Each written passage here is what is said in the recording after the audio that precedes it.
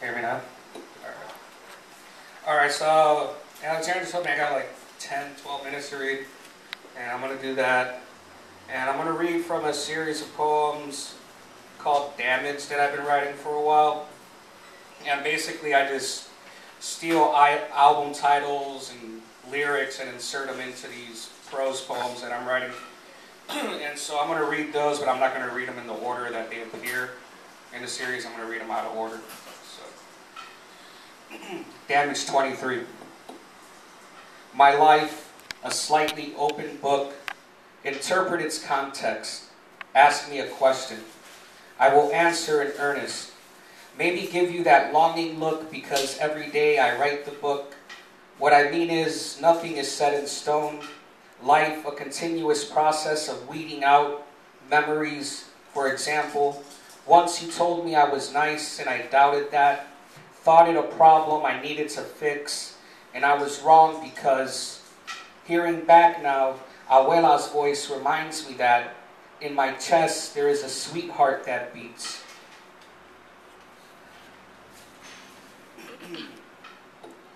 Eight. When I was 4, I started brushing my mother's hair before going to bed. She would sit on the sofa and I would stand behind her, telling her that I was going to make her look beautiful, that she was beautiful. And this became routine-like, waking up every night to use the bathroom, only to hear her in the living room sobbing, sitting on the same sofa, head in hand worrying, waiting for my father to come home from the bar he tended or the bar he drank at. Often I would go to her, ask her why she cried, wiped her tears, told her all was all right. Once my sister told me when I was little I would sing the lullabies my mother sang to me in my sleep. Sister, I want to believe this because I can't remember her singing me to sleep. Yeah, and these are all kind of depressing now that I realize. Fuck it, deal with it. You're in therapy with me. Alright. 10. I have felt the abrupt stop in Fugazi's waiting room. 4 seconds of silence. A breath, a pause in. Conversation carrying the unheard cadence in the iambic pentameter we often dismiss. In the music of our tongue described as unromantic, jarring to foreign ears. But I notice the beauty, the notes in your voice when you say, your obsession for all this music is your obsession for living. One day you will get over your death complex. But until then. 21. I want you to look into my eyes without turning away, to see through me without having to explicate the pain. I have grown tired of talking. I am looking for quiet reconciliation. A nod or wink will do, because I feel I've ruined every good thing with too much information, like Leonard Cohen admitting he wrote Chelsea Hotel No. 2 for Janis Joplin.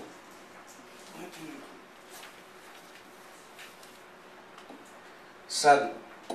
Enmeshment. It's the no-sleep worrying because no matter how many times my father came home late at night to pass out in the snow, trying to drag his limp body up concrete steps, I scrubbed the blood the next morning. Soapy hot water and bleach, vapors making me nauseous, evidence erased like the lies to police and paramedics about him not driving home drunk. Just pull out a big cane at any moment when my time's up. 11. Can I tell you how a song on the radio meant a smile?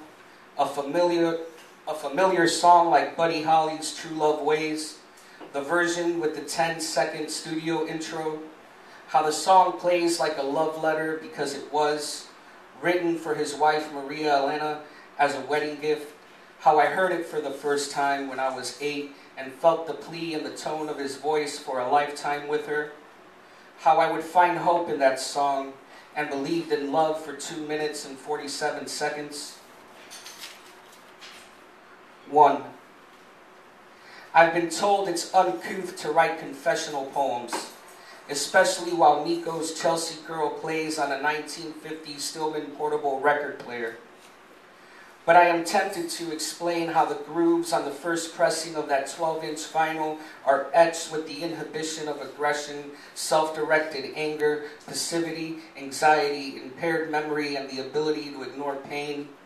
How those are the same features that were pressed into me at 4 years of age, the reason for my insecurities and overly apologetic nature. But this is no confession. I am not looking for penance, because those nights when I would bolt upright, eyes wide open, screaming, sweating, bruised after thrashing in bed were enough. The body can only withstand so much. The unconscious mind needs rest, and this needed to be said. 5. I feel like one song split in two. A single track 45 with the A side bleeds into the B side to become a complete side. When I feel this way, I want to feel like Justifier's I Roll High, a limited 7-inch single pressed on clear yellow vinyl released on Thick Records in 2003. A curio, a spazzed out post-punk that gets my heartbeat in sync.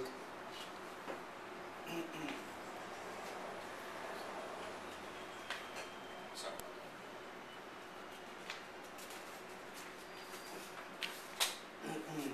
22. Used to think that looking back was a way to move forward, that the reevaluation of the past tense would unfold anew, meaning allowing for the present to shift into the future tense, only to find that I was ignoring the moment, was living in one world or another. I still make this mistake, though less often I look back in anger. 9. Abuela used to look into my eyes and tell me, "Tú vas a romper muchos corazones." But what becomes of the broken-hearted, Abuela? It is 4 a.m. and I am writing you to let you know that my heart mends daily.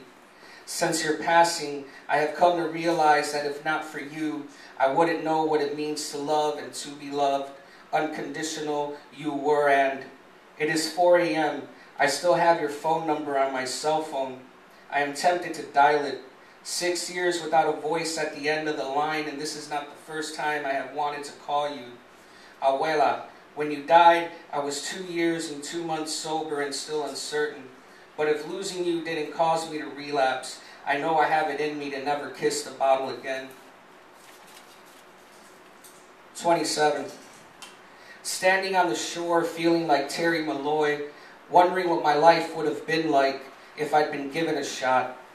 I was born a fighter, taking more punches than I've thrown. When I say I don't give a fuck, take it with a grain of salt, because my pessimism is what keeps me hopeful.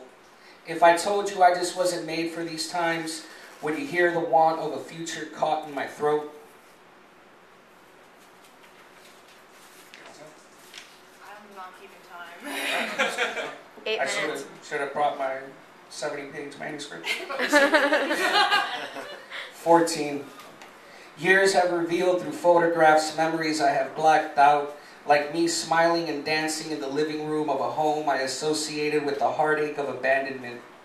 And I can't remember the songs that played on the record player, and when I decided to stop dancing, or when I began to furrow my eyebrows and grin. Recently, a friend told me, "I can tell that you've been through some shit in your life." And I appreciated that. Respect her for stating the obvious I often try so hard to conceal.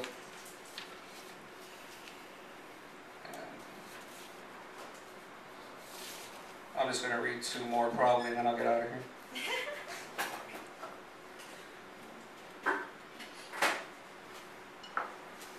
All right, I'll read 3.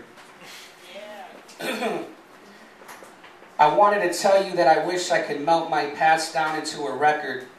A 7-inch single where I am the B-side sung in the key of Little Anthony and the Imperials. But have you heard 2 people in the world? Beauty can be static, the sound of a needle dropping onto a record. Replaying last night's dream where you took my hand and said, "Your pasts are the unrecorded verses to Leonard Cohen's Hallelujah. Unheard, so unknown, so the only version that I know is already beautiful." 2. When asked to explain, I responded in earnest. non-rapid eye movement parasomnia. But this answer never sufficed. Bruxism didn't register either, and I refuse to define, but for you, if ever you should ask me, I would explain over Carter Family 78s. If you listen closely, you can hear demons being cast from the recording studio. 13. I don't even know numbers. There is no easy way to tell you that when I was a child, I learned to deal with pain by inflicting pain upon myself. Learned that bottling up meant I would explode and that I would do it over and over again. I used to feel like the world's forgotten boy and taught myself how to cope when life felt like the stem of a wine glass was piercing my chest. Could I spare you the details? Ask you instead to share your favorite song? Thank you.